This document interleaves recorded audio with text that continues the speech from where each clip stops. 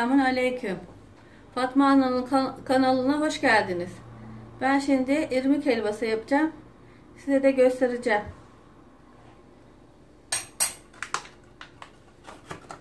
Bir paket irmiği döküyorum.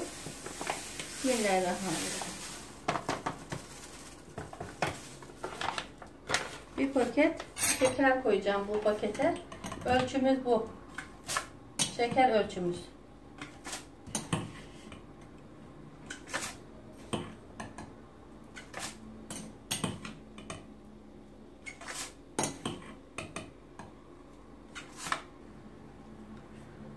Şekerimi doldurdum.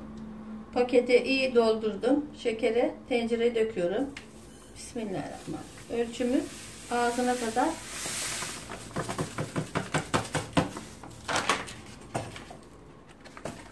Bismillahirrahmanirrahim. 1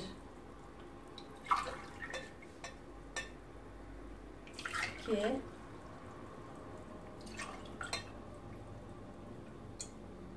3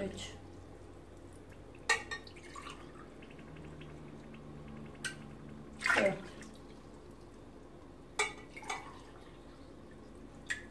4,5 bardak su ilave ediyorum. Bunu aygazıma koyacağım. Kaynayacak. Sonra irmiğimi kavuracağım. Şerbet yapıyorum. Şerbetimin altını yakıyorum. Tavamın tenceremin altını da yakıyorum. Bir çay bardağı sıvı yağ koyuyorum. Bismillahirrahmanirrahim.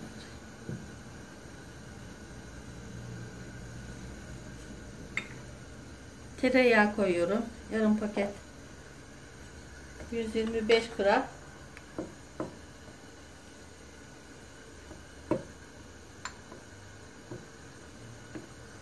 Bu eriyince irmiğimi atacağım. Eridi tereyağı. Çok yanmasın diye irmiğimi koyuyorum. Bismillahirrahmanirrahim. Bir paket irmik bu.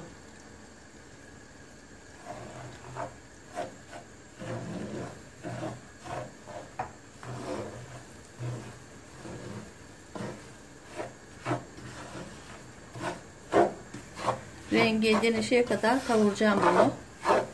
Şerbetim de bir yandan kaynayacak. Altını açtım. Cevizi koyuyorum. Cevizler de kavrulsun.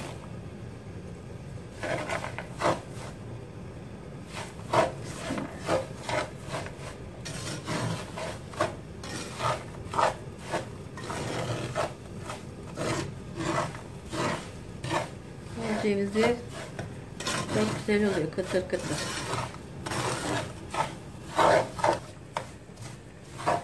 Çok kapkara sevmiyorum ben. Kavruldu bu. Şerbetim fokur fokur kaynadı. Şimdi azar azar şerbetimi dökeceğim. Bismillahirrahmanirrahim.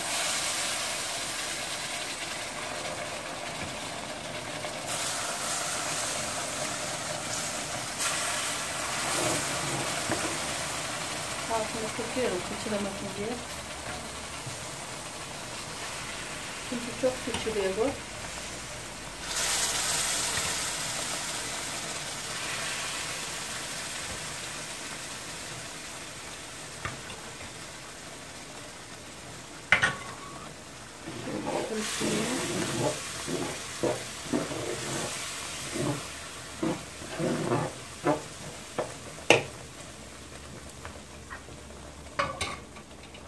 Hepsini dökeceğim.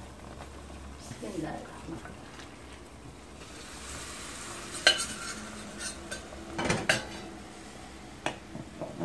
Altını açıyorum. Bir tıkıracak bu. Sonra altını kapatıp demlenmeye bırakacağım.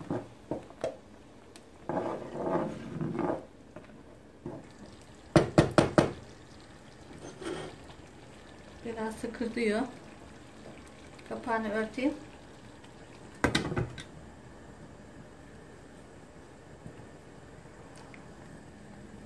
Biraz kaynattım. Sulu sulu bırakıyorum. Demlenince sofra bezimi aldım. Saracağım. Demlenmeyi bırakıyorum. Helvamı açacağım. Sofra bezime sarmıştım. Bismillahirrahmanirrahim. Karıştıracağım bakalım.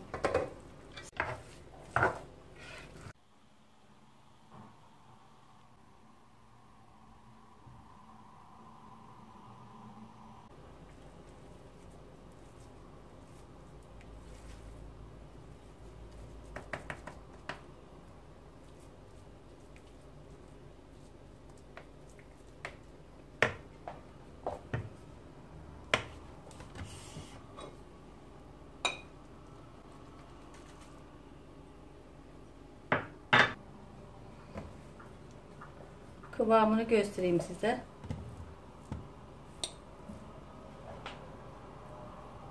Bir tadına bir bakayım.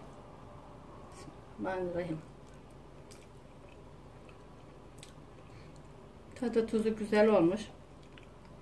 Yiyenlere afiyet olsun. Beni izlemeye devam edin. Abone olmayı unutmayın. Allah'a emanet olun. Hoşça kalın. Allah'a ısmarladık.